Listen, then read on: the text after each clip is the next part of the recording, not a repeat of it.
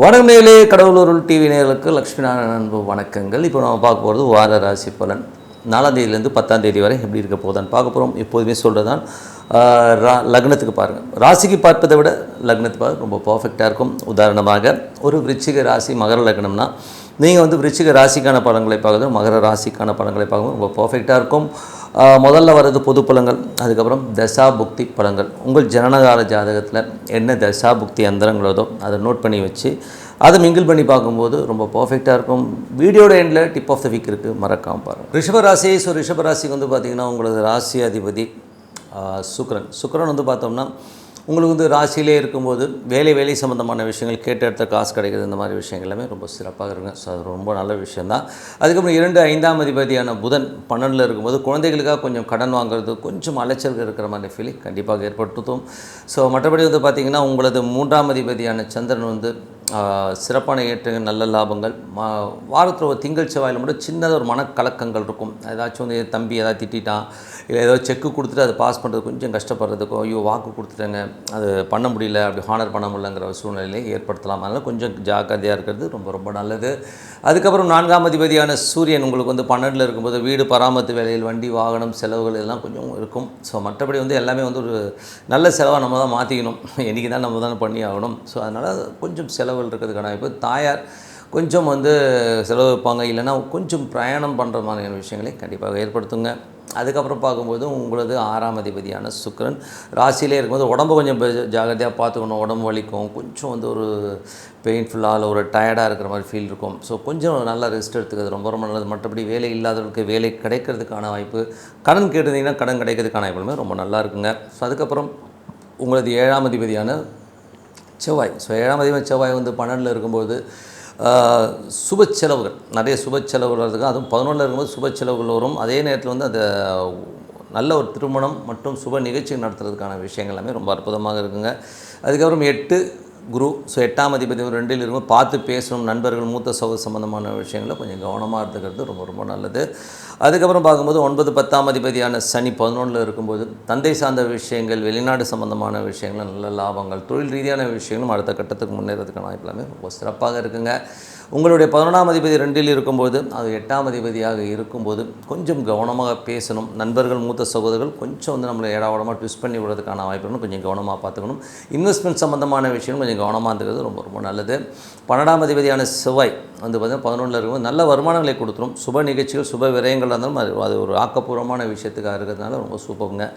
So அதனால் இதுவரை பார்த்து பொது பலன்கள். இப்போ பார்க்கும்போது தசாபுக்தி பலன். ரிஷப லக்னமாக இருந்து சூரியன் தசாபுக்தி அந்தரங்கள். சூரியன் 12ல் இருக்காருங்க. ஸோ 12ல் இருக்கும்பொழுது உங்களுக்கு நிலபுலன்கள், வீடு பராமரிப்பு செலவுகள்லாம் இருப்பதற்கான வாய்ப்புகள் கொஞ்சம் இருக்கும். ஸோ அதுக்கப்புறம் ரிஷப லக்னமாக சந்திர தசாபுக்தி. சந்திரன் வியாபாரம் சார்ந்த விஷயம், நல்ல சிறப்பான விஷயங்கள் இருந்தாலும் கொஞ்சம் புதன் வியாழக்கிழமைகள் மன உளைச்சல், ஸ்ட்ரெஸ்ஸஸ் இருக்கும். ஸோ கொஞ்சம் கவனமாக இருக்க வேண்டிய ஒரு காலகட்டங்கள். ரிஷப லக்னமாக இருந்து செவ்வாய் தசாபுக்தி அந்தரங்கள். செவ்வாய் சுப நிகழ்ச்சி நடத்துறதுக்கான வாய்ப்புகளும் ரொம்ப நல்லா இருக்குங்க. ஸோ நல்ல சுப நிகழ்ச்சி, நல்ல விஷயங்கள் நடக்கிறதுக்கான வாய்ப்பு ரொம்ப அற்புதமாக இருக்குது. ரிஷப லக்னமாக இருந்து ராகு தசாபுக்தி அந்தரங்கள். ராகு தொழில் ரீதியான விஷயங்களை பெரிய வளர்ச்சியும் நல்ல ஏற்றமும் கொடுக்கறதுக்கான வாய்ப்புகளை கண்டிப்பாக கொடுத்துருங்க. ஒரு பிரம்மாண்டம் பெருசாக சாதிக்கணுங்கிற எண்ணங்களை கண்டிப்பாக கொடுத்துரும். ரிஷப லக்னமாக இருந்து குரு தசாபுக்தி.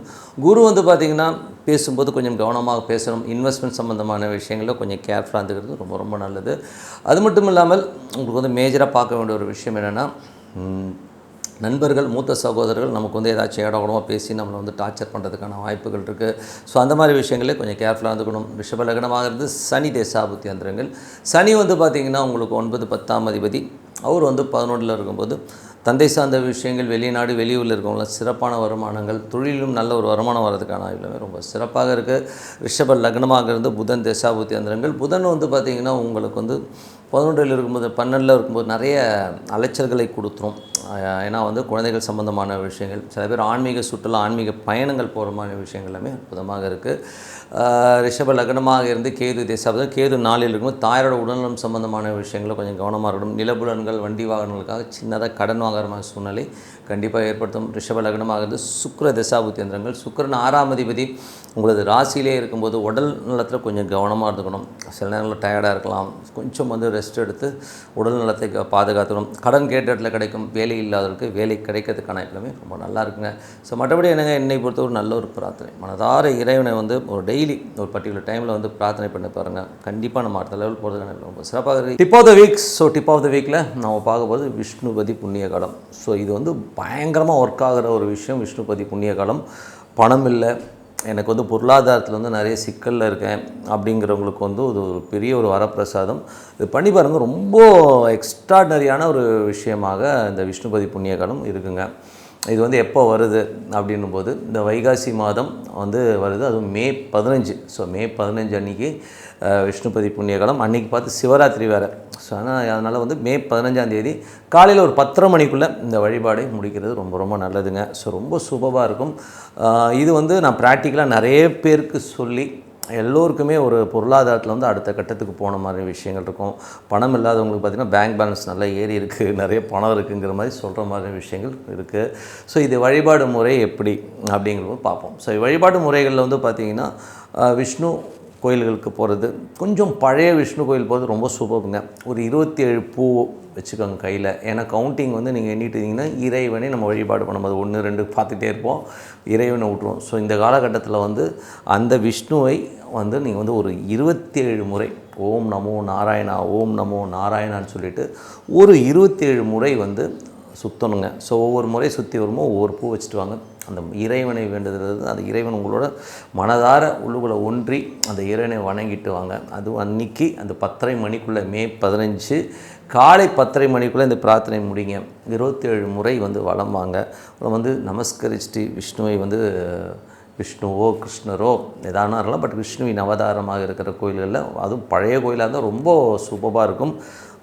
வணங்குனீங்கன்னா உங்களுக்கு பணம் இரட்டிப்பில் நீங்கள் நினச்சதை விட ஒரு பெரிய லெவலில் உங்கள் பேங்க் பேலன்ஸ் ஏறுறது, பொருளாதாரத்தில் அடுத்த கட்டத்துக்கு முன்னேறது எல்லாமே ரொம்ப சூப்பராக இருக்குங்க. ஸோ கண்டிப்பாக இது மிஸ் பண்ணாமல் பாருங்கள். இன்னொரு முறையும் சொல்லிடுறேன், இது மே 15ஆம் தேதி அன்னைக்கு வருது, அதுவும் வெள்ளிக்கிழமை வருது, அன்றைக்கி சிவராத்திரி வேறு. ஸோ அதனால் இதை மிஸ் பண்ணாமல் எல்லோருமே பொருளாதாரத்தில் அடுத்த கட்டத்துக்கு முன்னேறணும், நான் கொஞ்சம் நிறைய சம்பாதிச்சு பணம் மூட இருக்கணும், பொருளாதாரத்தில் நல்ல ஒரு பெரிய லெவலில் வரணும்னு நினைக்கிறவங்க இந்த பிரார்த்தனையை விடாது பண்ணுங்கள். ரொம்ப சூப்பராக இருக்கும். இது ஒவ்வொரு மாதமும் வராதுங்க. இது வைகாசி மாதம் வரும்.